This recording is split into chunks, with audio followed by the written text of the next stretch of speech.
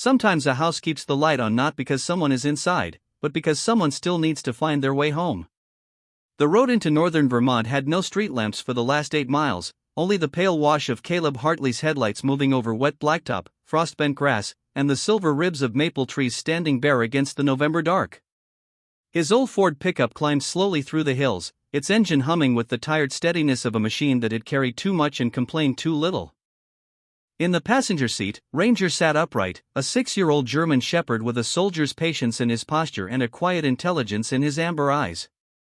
His dark saddle coat caught the dashboard glow and soft bronze edges, while the lighter fur along his chest rose and fell with every calm breath. Caleb kept one hand on the wheel and the other resting near the folded letter on the seat between them, the letter from the attorney, the letter that had used words like estate, beneficiary, and inherited, when all Caleb could hear was "Emily is gone." He was 40 years old, broad through the shoulders, with the weathered build of a man shaped by service, labor, and long silences. His dark hair was cut short but had started to silver at the temples, and a few days of stubble shadowed his square jaw. There was nothing dramatic in his face, nothing that begged to be understood, only the still blue-gray eyes of a veteran who had learned to look at the world carefully before trusting it. He had spent years trying not to come back to Hartley Ridge. He had told himself that people moved on, that families became photographs, that old cabins belonged to childhood and winter storms and the kind of memories a grown man could keep locked if he stayed busy enough. But death has a way of finding the door a person refuses to open.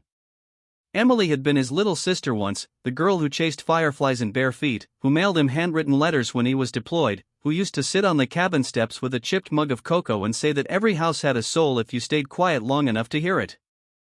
Somewhere along the years, silence had grown between them like brush around an abandoned road. He had meant to call more. He had meant to visit after the holidays. He had meant 1,000 small things that now lay useless beside him, heavier than the duffel bag in the truck bed. Ranger's ears lifted before the cabin appeared. Caleb noticed it at once, because in all the veteran stories people liked to tell, they often forgot the quiet truth about service dogs and working dogs. They did not need words to recognize a change in the air. Ranger leaned forward, nose angled toward the windshield, eyes fixed on something beyond the bend. Caleb slowed. The tires rolled over damp leaves, then gravel, then the narrow dirt lane that had once been their father's driveway. Pines pressed in close on both sides, tall and black and whispering under the wind. At the end of the lane, the Hartley cabin waited. It stood with its low roof dark from rain, its porch rails worn smooth by 50 winters, its stone chimney rising crooked but proud against the trees. Caleb remembered it smaller. Or maybe he had been larger in his own mind back then, a boy convinced the whole world could fit between the woodpile, the creek, and the warm square of kitchen light where Emily laughed.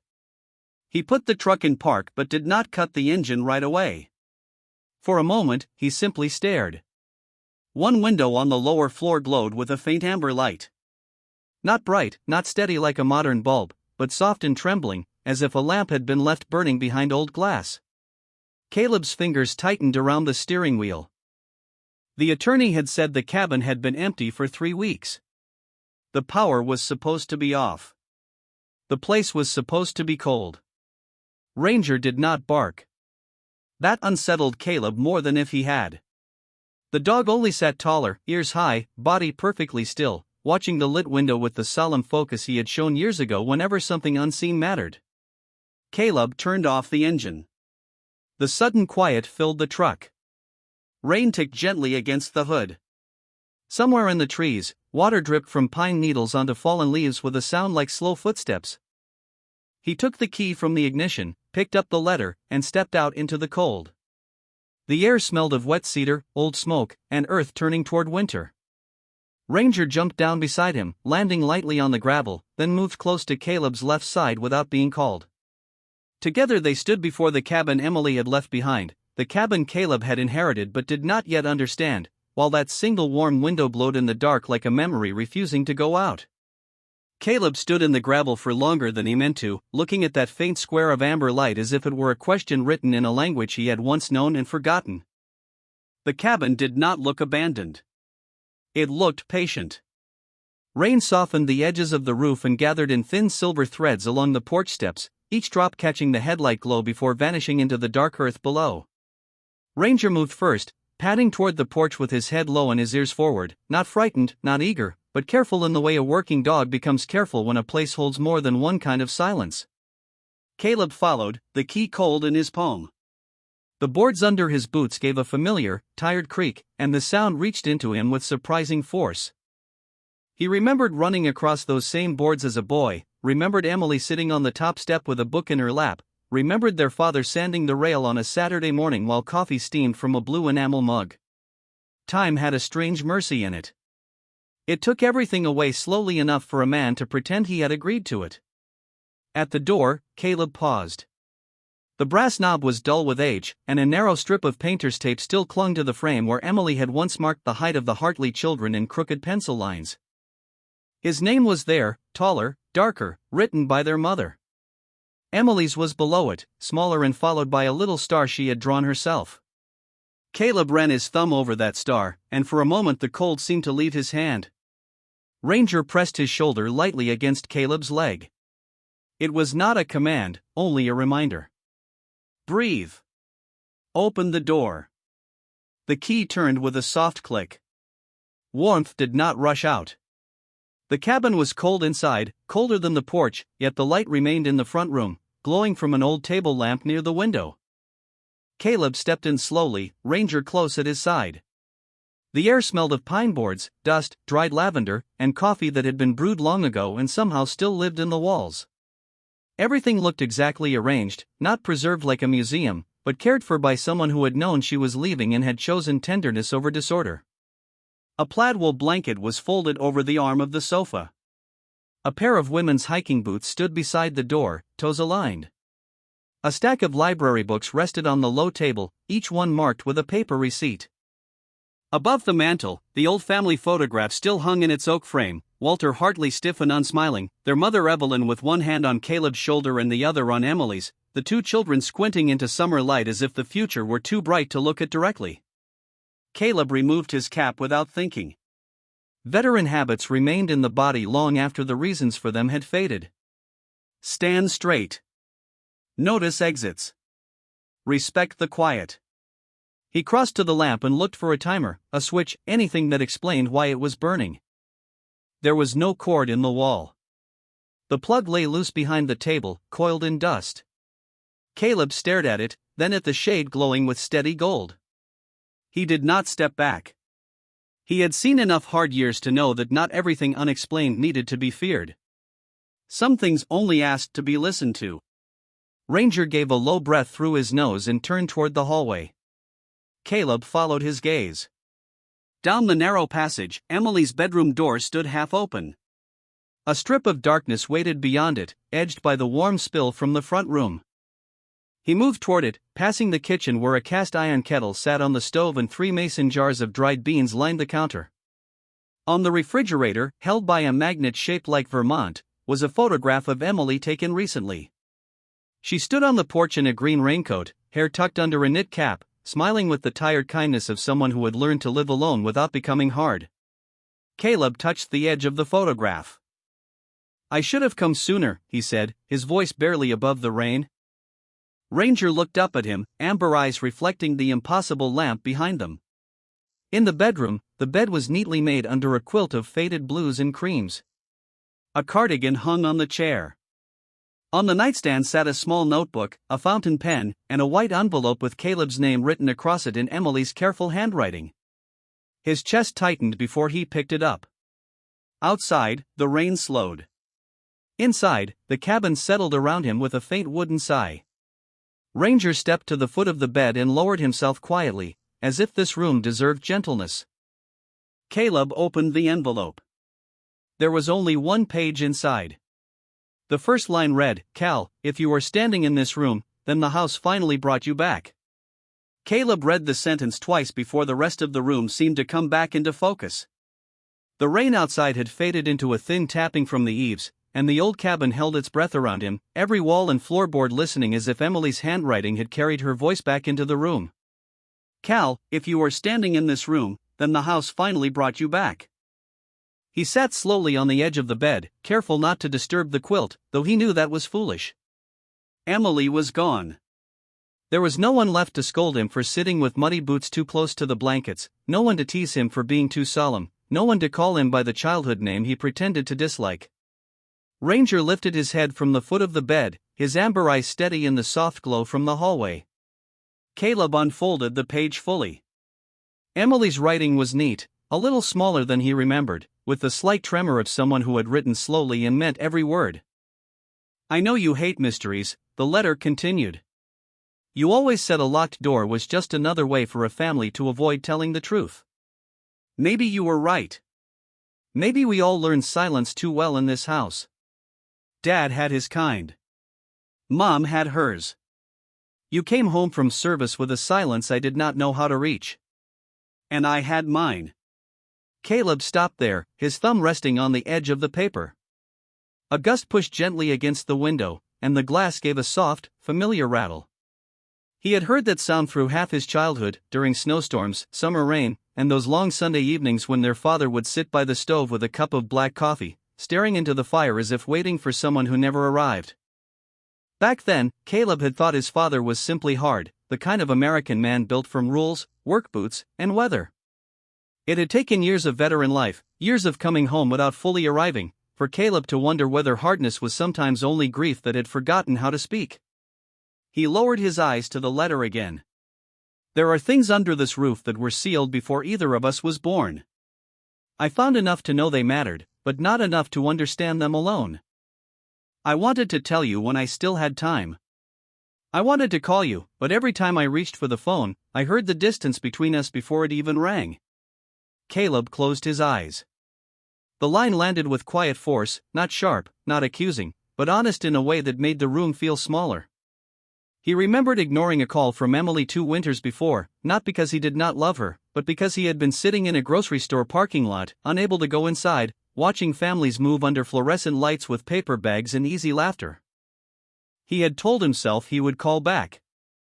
He had told himself that tomorrow was a place people could always reach. Ranger rose then, not suddenly, but with purpose. His nails clicked once on the floorboards. Caleb looked up. The German shepherd had moved to the doorway, body angled toward the hall, ears high. He did not bark. He only turned his head back to Caleb, then looked down the passage toward the front room. Caleb folded the letter carefully and slipped it into the chest pocket of his flannel shirt. "You hear something, boy?" he asked. Ranger walked ahead. Caleb followed him through the hall, past the kitchen, past the refrigerator with Emily's photograph, into the front room where the unplugged lamp still burned with its gentle, impossible light. The glow was warmer now, or perhaps Caleb's eyes had adjusted to it, turning the dust in the air to drifting gold. Ranger stopped near the hearth. The stone fireplace had been built by their father, broad and uneven, with fieldstones gathered from the creek bed behind the cabin. A braided rug lay in front of it, faded red and navy, worn thin at the center from years of boots, paws, and winter evenings. Ranger lowered his nose to the rug, breathed in, then placed one front paw on the floor. Tap. Caleb stood very still. Ranger lifted his paw and placed it down again. Tap. A third time. Tap. The sound was small, but in the quiet cabin it seemed to travel through the wood beneath them. Caleb felt the old instincts of his service years rise without alarm, only attention. Read the room. Trust the dog. Notice what does not belong. All right, he murmured. He knelt and ran his hand over the rug. The wool was rough and cool under his palm.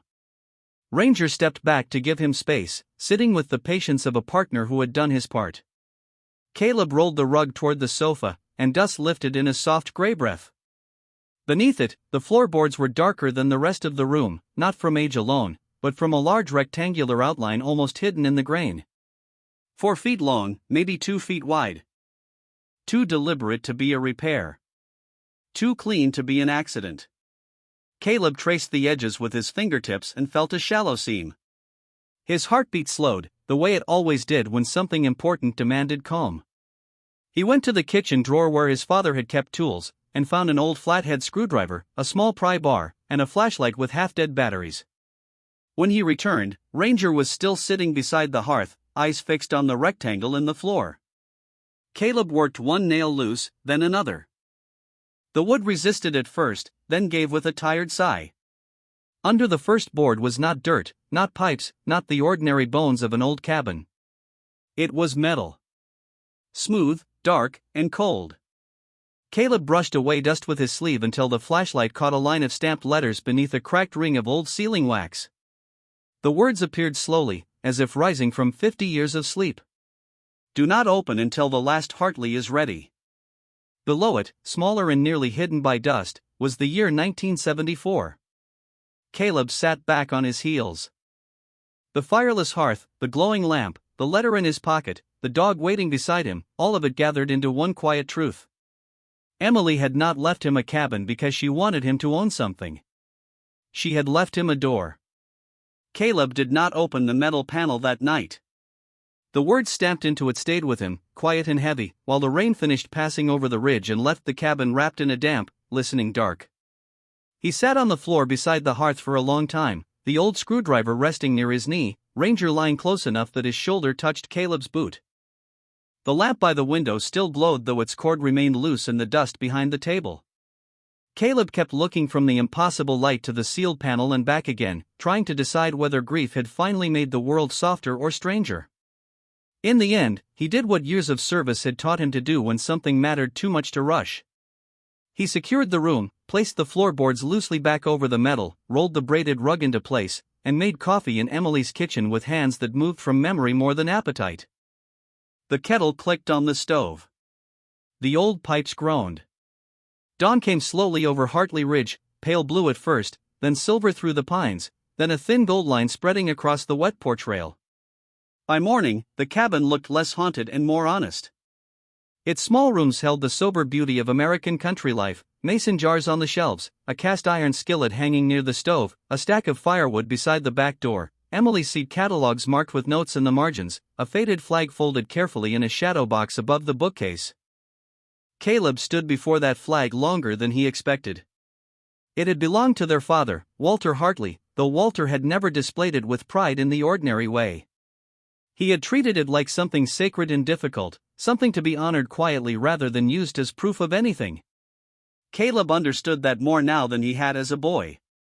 Veteran stories were often told as if service ended the moment a man came home, as if the uniform could be folded away and the heart would follow.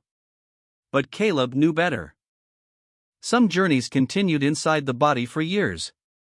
Some men survived by becoming useful. Some became silent. Some built cabins in the woods and sealed their memories under the floor. Ranger's nose nudged Caleb's hand, bringing him back. We need answers, Caleb said. The dog's ears lifted at the sound of his voice, calm and ready.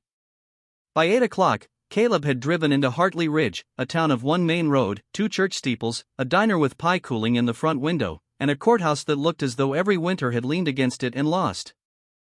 The pickup rolled past the hardware store where his father had once bought nails by the pound, past the barber pole spinning in front of Deacon's, past a row of maples dripping rain from their bare branches. People glanced at the truck as it passed, not unfriendly, just curious in the way small towns recognize a family name before they recognize a face. Samuel Reed's law office stood above the pharmacy, reached by a narrow staircase that smelled of old paper, floor polish, and peppermint from the shop below. Samuel was waiting behind a walnut desk crowded with files, a thin man in his late 70s with silver hair combed neatly back, careful blue eyes, and hands that trembled only when they were still. He looked at Caleb for a long moment before rising. You have your father's shoulders, he said softly. Caleb removed his cap. I have been told that. Samuel's gaze moved to Ranger, who sat beside Caleb's left leg with perfect stillness. And you brought a good judge of character. Caleb almost smiled. He brought me. Something in Samuel's expression changed at that, a small door opening behind his eyes. He gestured for Caleb to sit, then unlocked the bottom drawer of his desk and took out a file tied with faded green string. The paper label had yellowed, but the name Hartley was still written clearly across it. Caleb felt the room narrow. Outside the window, a pickup passed through a puddle with a soft hush. Samuel rested one hand on the file without opening it yet. Emily came to see me last spring, he said. She was tired, but her mind was sharp. She asked what would happen to the cabin if she left it to you. I told her property is simple. Families are not. Caleb looked down at his hands. They were rough, scarred by work, steady enough to repair an engine or hold a coffee cup through a long night, yet suddenly they seemed like a stranger's hands. She knew about the panel, he said. Samuel nodded. Some of it. Not all. Your father made sure no one knew all of it alone. The old lawyer opened the file. Inside were copies of land records, letters, a black and white photograph of the cabin under construction, and a document dated 1974. Samuel turned the photograph toward Caleb. Walter Hartley stood in front of the unfinished porch, younger than Caleb had ever known him, sleeves rolled, jaw set, one hand resting on a stack of lumber. Beside him stood another man in a work jacket and watch cap, thinner, smiling faintly at the ground rather than the camera. Caleb had never seen him before. His name was Thomas Bell, Samuel said. He served with your father before they both came back to Vermont. Thomas had no family left by then, not nearby, not anyone steady. Your father gave him work on the cabin, then gave him a room when work was not enough.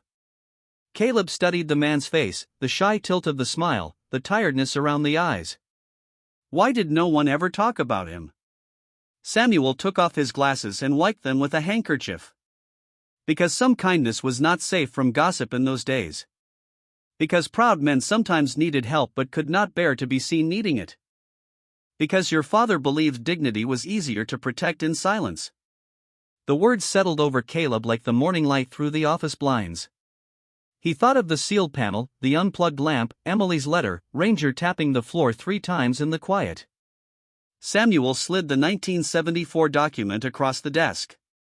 Your father did not build that hidden space for money, Caleb. He built it to hold promises.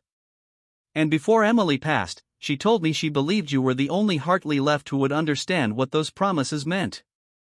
Caleb kept the 1974 document on his passenger seat all the way back to the cabin, waited beneath Emily's folded letter so the heater would not stir it.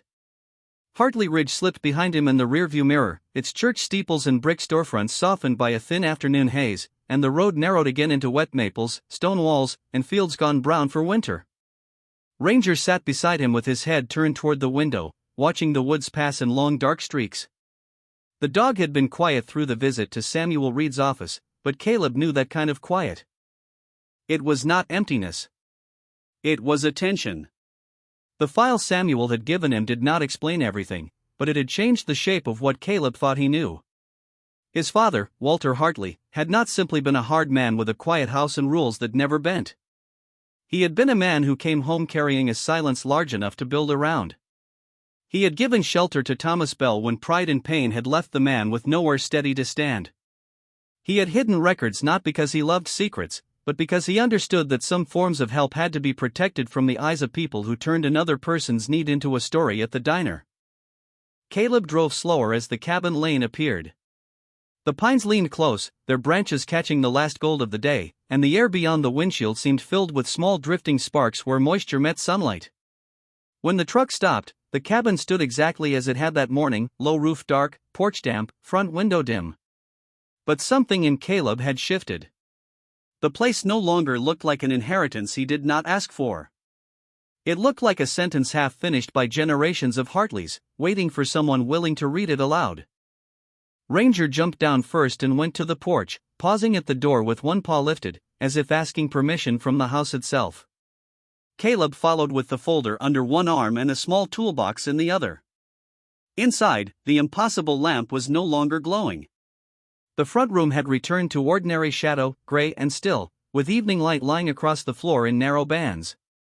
Caleb stood just inside the doorway, feeling the absence of that glow almost as strongly as he had felt its presence. Then he noticed something new.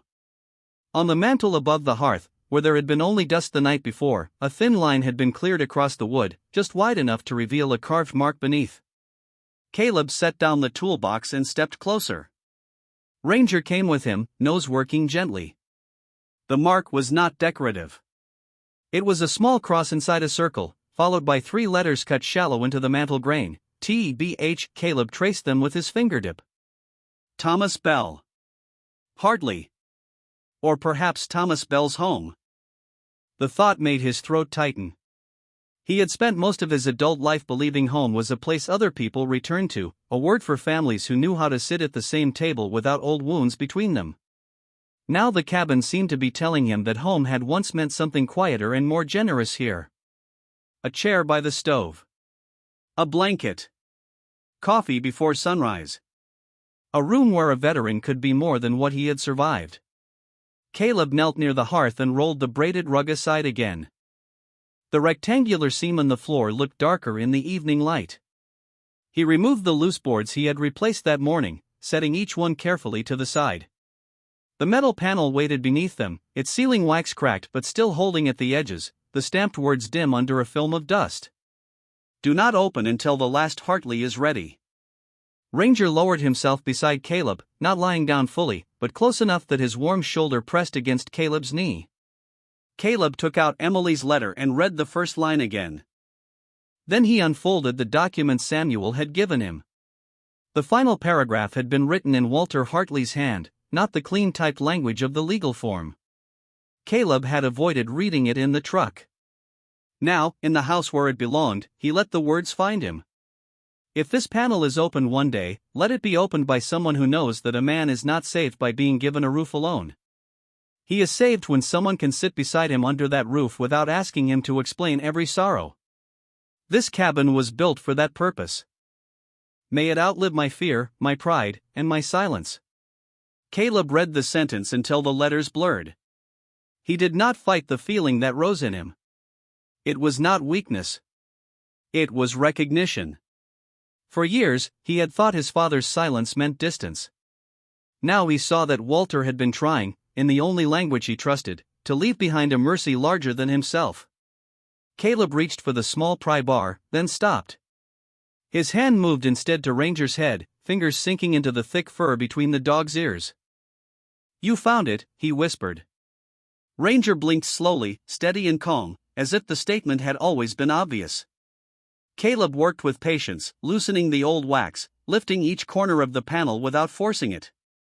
The metal gave off a faint smell of dust, iron, and time. Outside, the last light left the pines. Inside, the cabin deepened into warm shadow. When the panel finally lifted, it did not reveal a staircase or a hollow room. It revealed a cedar box fitted snugly into the space below the floor, wrapped in oilcloth and tied with a length of faded blue cord.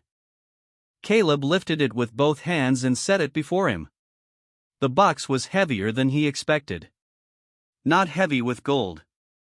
Heavy with paper, photographs, memory. On the lid, carved in the same careful hand as the mantle, were 4 words Caleb would remember for the rest of his life, for those coming home. Caleb rested his hands on the cedar box for several seconds before opening it, not because he was afraid of what might be inside, but because the words on the lid had reached some deep, unguarded place in him. For those coming home. He had spent years hearing that phrase in public places, printed on banners, spoken at ceremonies, offered with good intentions by people who meant kindness but could not know how complicated home could become after service. Home was supposed to be the easy part. It was supposed to be porch lights, hot coffee, neighbors waving from pickup trucks, church bells on Sunday, and the smell of supper through a kitchen door. But for many veterans, Caleb knew, home was also the first quiet room where old memories became louder, the first grocery aisle too bright to stand in, the first family dinner where everyone asked normal questions and waited for normal answers. Walter Hartley had known that. Thomas Bell had known it. Emily, somehow, had known it too. Ranger lay beside the open floor, his head resting on his paws, amber eyes watching Caleb with the gentle patience of a creature who did not need every sorrow explained in order to stay. Caleb untied the faded blue cord. The knot resisted at first, tightened by 50 years of stillness, then loosened with a soft scrape against the oilcloth. Inside the box was a stack of letters tied in bundles, each labeled by year. There were photographs with scalloped white edges, a small brass key, a worn pocket Bible, 2 service medals wrapped in cloth, a notebook with a cracked brown cover, and a ledger filled with names written in Walter's firm hand. Caleb lifted the ledger first. The pages smelled of cedar and dust.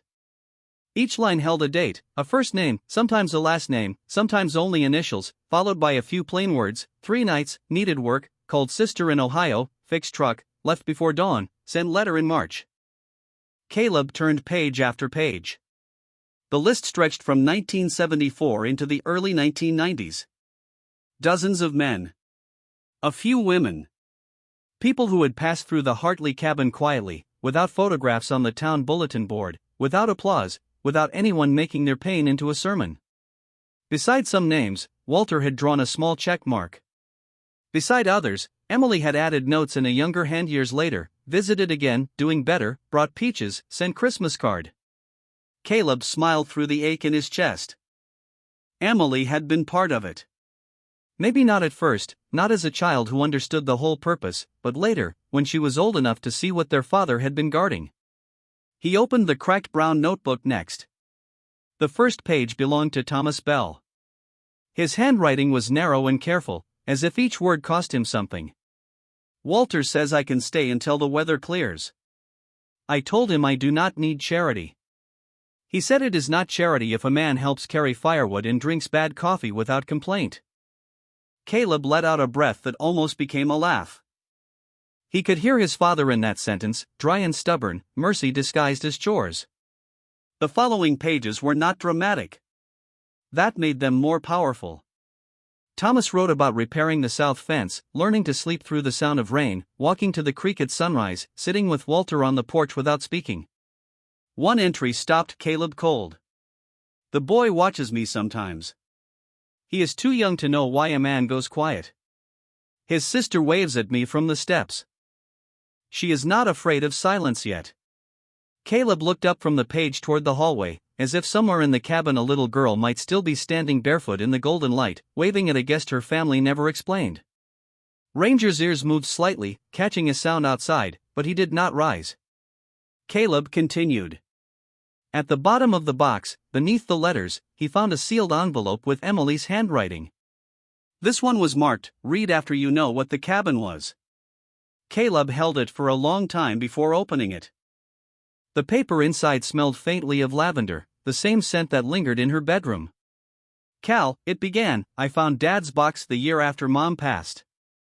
I was angry at first. Angry that he had been kinder to strangers than he knew how to be to us. Then I read the names. I read Thomas Bell's notebook. I read the letters from men who said this cabin kept them alive in ways nobody could measure. And I began to understand that Dad had loved us with broken tools, but he had loved us. He built a shelter because he did not know how to say he needed one." Caleb pressed the heel of his hand gently against his eye, not hiding from anyone, only steadying himself. The cabin was dark now except for the lamp he had lit on the table and the thin blue wash of evening at the windows. Outside, the pines moved softly. Emily's letter continued. "I wanted you to come back because you are carrying the same kind of quiet. I saw it in your last visit, even though you smiled and fixed the sink and said you were fine. You were never fine, Cal. You were faithful. There is a difference. Faithful people keep walking even when they do not know where they belong. Maybe this place can help you stop walking for a while."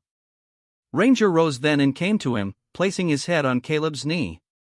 The weight of it was warm, grounding, real. Caleb rested the letter against the dog's neck and closed his eyes. In that small front room, with the floor open and the cedar box between him and the hearth, the past did not feel like something chasing him. It felt like a hand on his shoulder, guiding him toward a door he had been too tired to notice. Caleb did not sleep much that night, but for once the wakefulness did not feel like punishment. He sat in the front room with the cedar box open beside him, reading until the lamp burned low and the shadows softened around the corners of the cabin. Outside, the rain had ended completely, leaving the woods washed clean and silver under a thin moon. Ranger slept near the hearth with one ear half lifted, breathing slow, his body stretched between Caleb and the open floor as if guarding not the box, but the tenderness it had uncovered. By morning, Caleb had made a decision that felt both impossible and strangely simple. He would not close the panel and leave. He would not sell the cabin to some developer who wanted vacation rentals with polished floors and staged blankets. He would not let Emily's last act become paperwork in a county office. The Hartley cabin had been built as a shelter, and shelter was a living thing. If it stopped being used, it became only wood. He spent the first hours after sunrise walking through the rooms with a notebook in hand, the same careful way he had once inspected equipment before a long assignment. The roof needed patching near the west corner. The porch steps sagged. The kitchen faucet leaked in a steady silver thread. The guest room held old boxes and a mattress wrapped in plastic. The wood stove needed cleaning. The back shed was full of tools, some rusted, some still good. Each problem steadied him. Work had always been the language Caleb trusted when feelings became too large. Ranger followed him from room to room, tail low and calm, occasionally stopping to sniff a threshold or look out a window toward the pines. Around noon, Caleb drove into Hartley Ridge and bought supplies at Dawson Hardware: roofing nails, weather stripping, 2 gallons of white paint, furnace filters, sandpaper, a new porch light, and a red coffee can because the old one in Emily's kitchen had gone stale. The clerk, a round-faced man in a flannel vest, glanced at the list and then at Caleb. "Fixing up the Hartley place?" he asked. Caleb nodded. "Trying to." The man's expression softened at Emily's name when Caleb gave it for the account. She used to come in every spring for seed packets and bird feed. Always paid exact change. Always asked how my mother was doing. Caleb looked down at the counter for a moment. There were pieces of Emily everywhere in this town, small and ordinary, the kind a grieving person could only find by standing still long enough for others to speak. When he stepped outside, an older woman was waiting near his truck, wrapped in a beige coat with a knitted blue scarf tucked under her chin. Her hair was white and pinned neatly back, and she held a paper bag from the bakery against her chest. "You are Caleb Hartley," she said. He touched the brim of his cap. "Yes, ma'am."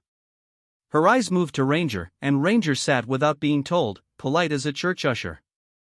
"Emily said you had a fine dog." The woman introduced herself as Nora Whitcomb, a neighbor from 2 miles down the ridge. She had known Emily through the church pantry and had brought food to the cabin during the last winter. Caleb thanked her, unsure what else to do with kindness offered so directly. Nora handed him the paper bag. "Cinnamon rolls. Your sister liked the ones with orange glaze." Caleb accepted them carefully. "I appreciate that." Nora studied him with the frank gentleness of rural people who have seen enough weather to stop pretending everything is fine. "Your father helped my brother once," she said. "Back in the 70s. My brother never said much about it, but he came home different after spending a few weeks up there. Quieter in a better way." Caleb felt the words move through him like warm light under a closed door. "Do you remember Thomas Bell?" he asked. Nora's face changed, not with surprise, but with recognition. "Tommy Bell.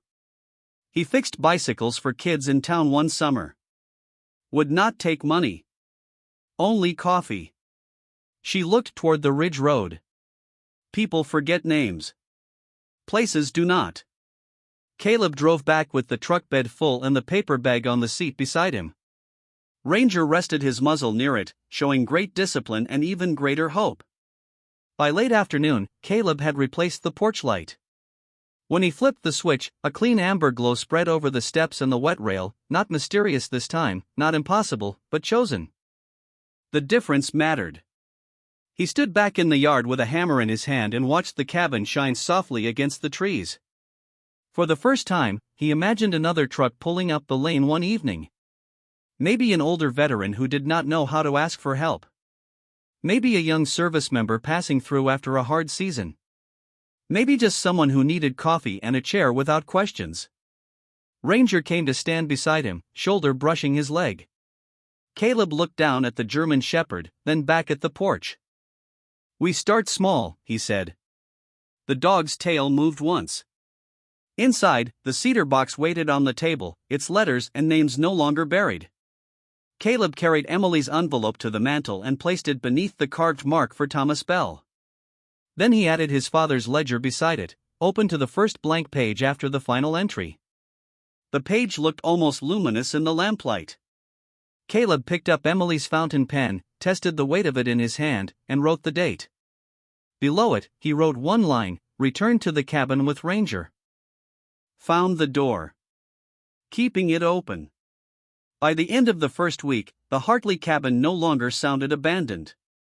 It creaked with purpose in the mornings as Caleb crossed the floorboards with a mug of coffee in one hand and a pencil tucked behind his ear.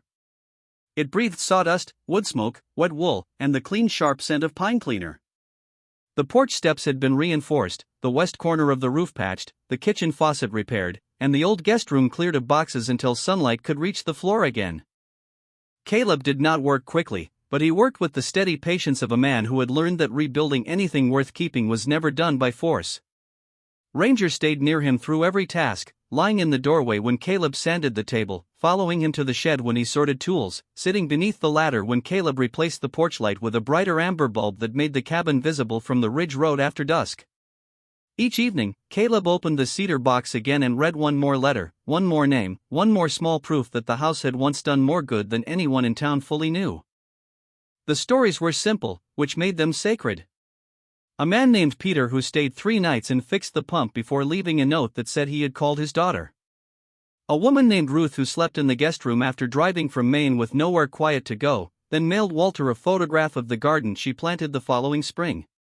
A young veteran named Daniel who wrote that the first full meal he remembered tasting after coming home had been eggs, toast, and black coffee at the Hartley kitchen table. Caleb read those words slowly.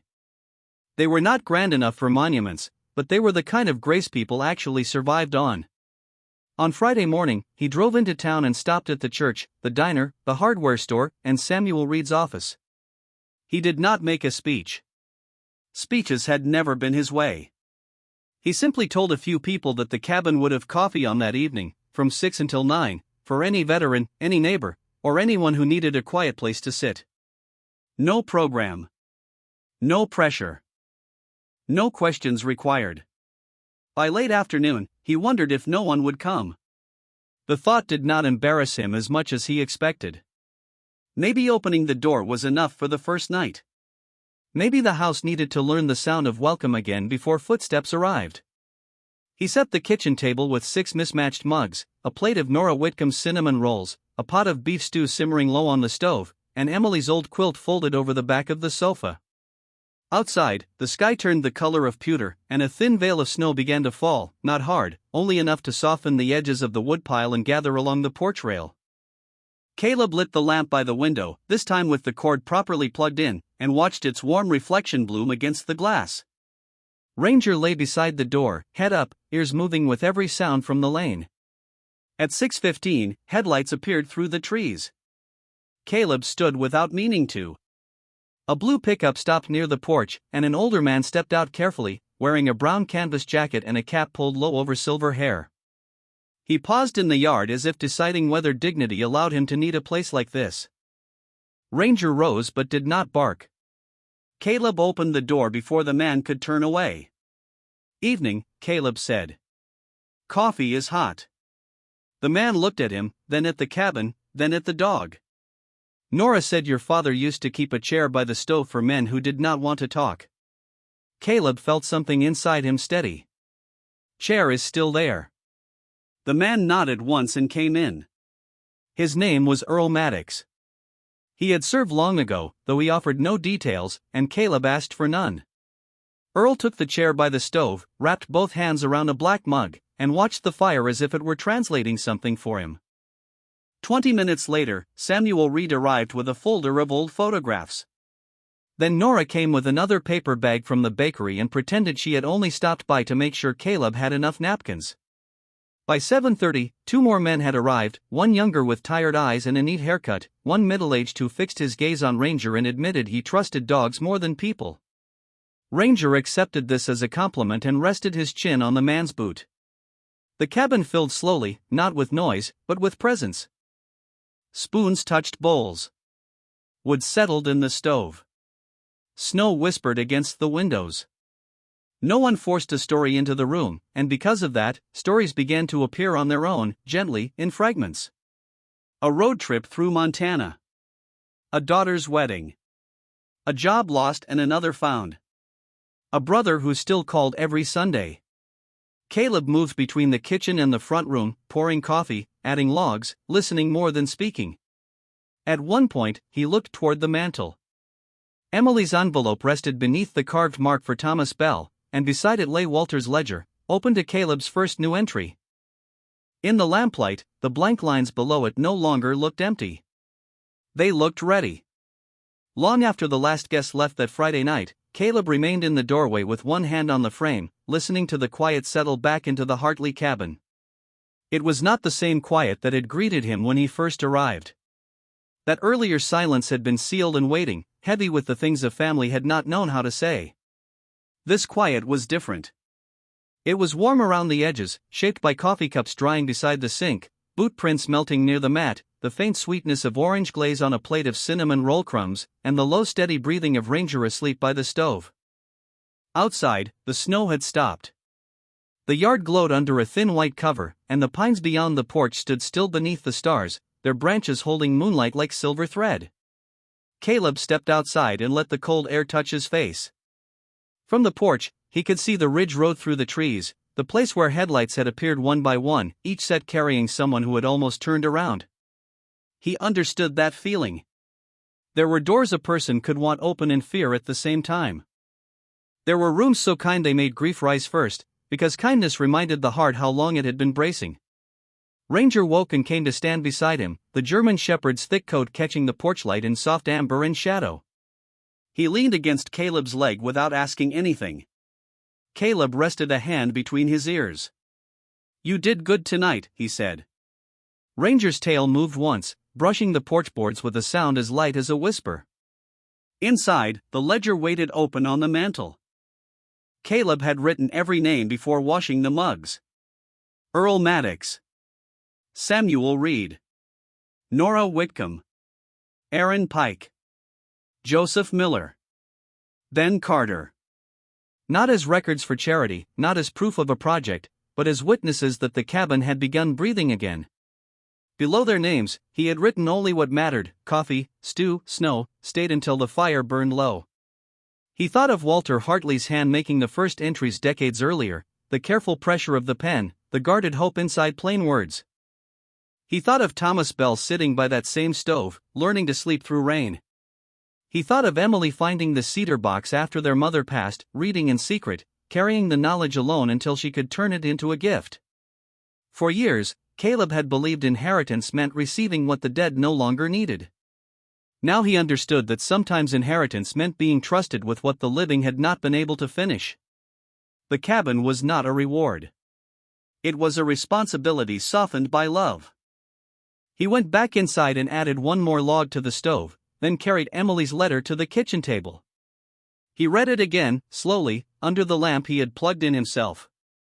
The impossible blow from the first night had never returned, but Caleb no longer needed it to. The miracle had never been the lamp. It had been the fact that he had noticed the light at all. It had been Ranger hearing what Caleb could not. It had been Emily knowing he might run from sorrow but would never walk away from a door that needed opening.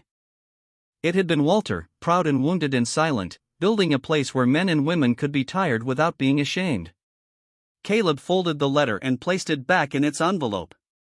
Then he took a clean sheet of paper from Emily's desk and began writing, not to the county, not to a lawyer, not to anyone official, but to the next person who might someday sit at the Hartley table believing they had arrived with nothing left to offer. His handwriting was slower than Emily's, heavier, but steady. He wrote that the coffee was always stronger than expected, that the porch step still creaked on the left side, that Ranger liked guests who shared toast but respected those who did not, that nobody had to speak before they were ready, and that silence was welcome here as long as it did not have to be carried alone. When he finished, dawn had begun to pale the window above the sink.